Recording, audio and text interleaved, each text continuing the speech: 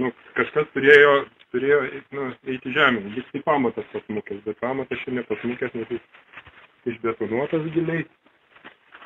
Tai tam tikra mistika, kodėl čia galvoju, gal čia mane tas mano optimizmas pavedė, kad meistrai kai daro, tai vis tiek gerai daro. Ir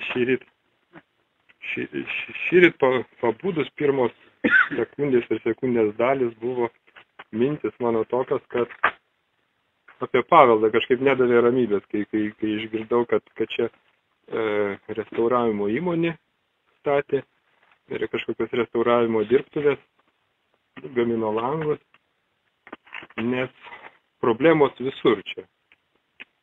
Ir galvoju, kad tas paveldas, šita dalis to sovietmečio laiko, jinai bus kaip tam tikra dalis, bet ko gero tai bus arba balta dėmė, arba juoda skylė istorijoje.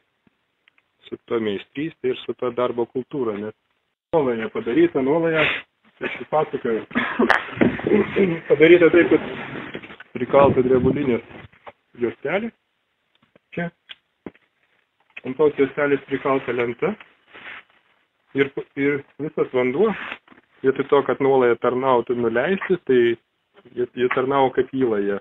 Čia bėgo vanduo, rastas apatinis menkavertis, toks nebrandžios medienos, viršūnės parengtas su šakom ir visa balana nupuvo. Tai buvo vienas veiksnys to smukimo. Kitas veiksnys buvo, kaip sakyt, labai didelės tolerancijos tos, nes konstrukcija, jinai tarnauja visumoj. Tai siena įleista į staktą, į pirštą vadinamą, bet kadangi toks didelis laisvumas, kad visa siena vaikšto šiukšda. Kai pradėjom kelti, pakėlėm, čia atsirado pilvas, mums siena pabėgo lauk. Tai dar vienas požymis, kad nesukaltos medvinės. Tai yra. Jo.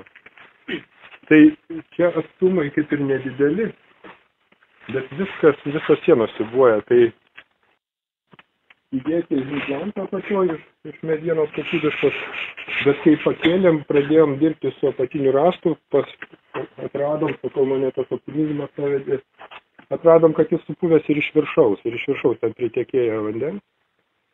Tai, kad nedaryti kelių darbų, tai tiesiog mes jį pakėlėm ir paruošim dirvą kitiem mokymam.